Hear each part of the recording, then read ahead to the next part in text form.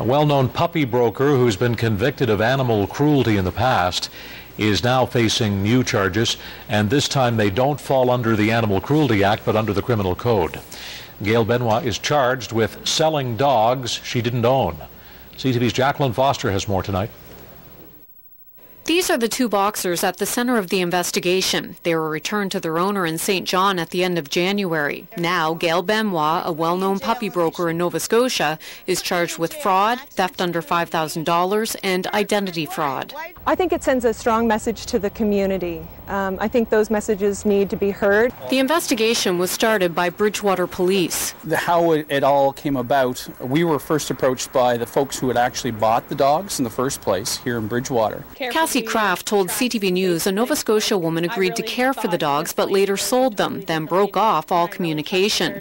We spoke with Gail Benoit's partner, Dana Bailey, on the phone today. He tells CTV Benoit is unfairly charged. He insists the dogs were given to them and says these emails prove it. He tells CTV the couple does not board dogs, they sell dogs.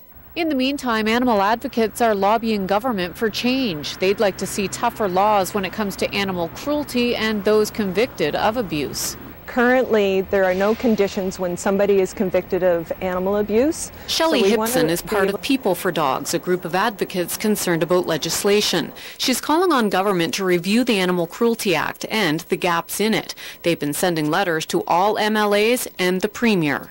And I think we have to realize that each person that has a leash is actually a voter. So we are watching carefully how the government responds to this matter. Gail Benoit and Dana Bailey were convicted of animal cruelty in 2009. Benoit was also convicted of assaulting an SPCA officer.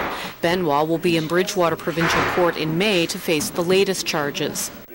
The Department of Agriculture says the issue of animal protection is one that has been on the government's radar for some time. A spokesperson says the fact that it's back in the news this week underlies the importance of looking at ways to enhance animal protection in the province. And Dana Bailey also says Gail Benoit has been forced to sign paperwork that she not be allowed to own or sell animals at this point. Again, we want to emphasize these are allegations. They have not yet been proven in court.